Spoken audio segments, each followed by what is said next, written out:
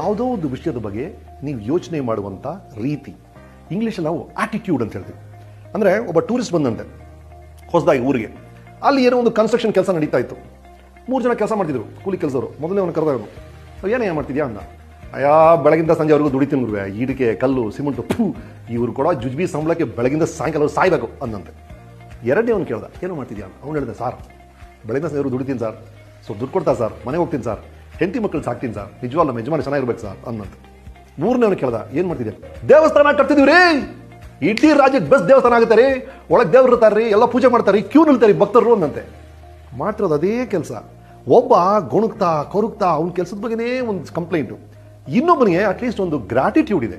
ಅಯ್ಯೋ, ನಾನು ಇದನ್ನು ಸಂಪಾದನೆ ಮಾಡ್ತಿದ್ದೀನಿ, ನನ್ನ ಜೀವನ ಇದರಿಂದ ನಡೀತಾ ಇದೆ ಅಂತ ಒಂದು ಥ್ಯಾಂಕ್ಸ್ ಇದೆ.